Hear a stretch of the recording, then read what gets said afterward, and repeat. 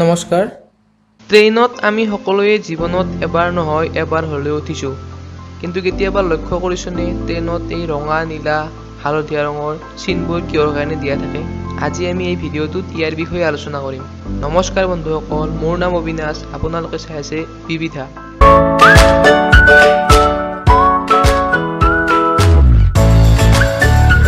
বন্ধুসকল, আমাৰ ভাৰতীয় ৰেলৱেত কিছুমান বিশেষ বস্তু বুজাবলৈ কিছুমান বিশেষ চিম্বলৰ ব্যৱহাৰ কৰা হয়। যেনেদৰে আপোনালোকে ৰেলৰ চিৰিত নতুবা ৰেলৰ প্লেটফৰ্মত দেখিছে কিছুমান বিশেষ চিম্বলৰ ব্যৱহাৰ কৰা। এই চিম্বলবোৰ এইকাৰণে দিয়া হয় যাতে সকলোবোৰ মানুহক ইয়াৰ বিষয়ে কৈ ফুৰিব নালাগে। তেওঁলোকে নিজে নিজেই চিম্বলটো দেখি বুজি পায় এইটোৱে অমুক বুজাইছে, এইটোৱে অমুক বুজাইছে বুলি। ঠিক তেনেদৰে ৰেলৰ ডবাবিলাকতো কিছুমান বিশেষ ৰঙৰ পটি দিয়া থাকে।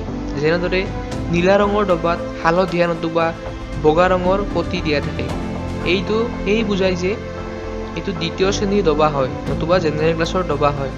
আমি প্ৰায়ে দেখিছোঁ ষ্টেচনত ট্ৰেইনখন আহি পোৱাৰ লগে লগে মানুহবিলাকৰ মাজত খৰধৰ লাগে তেওঁলোকৰ নিজৰ ডবাটোত উঠিবৰ কাৰণে।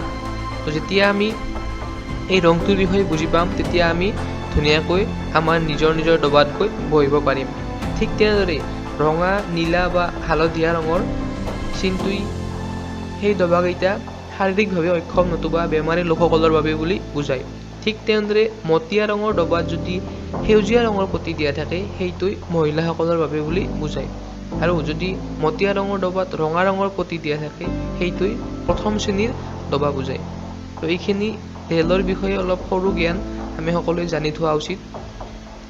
আৰু যদি ভিডিঅ'টো ভাল লাগিলে তেনেহ'লে এটা লাইক কৰিব আৰু চেনেলটো ছাবস্ক্ৰাইব কৰিব, কিয়নো আমি সদায় ইয়াত এনেকুৱা সৰু কিন্তু জ্ঞানেৰে ভৰপূৰ ভিডিঅ' আপলোড কৰি থাকোঁ। ধন্যবাদ।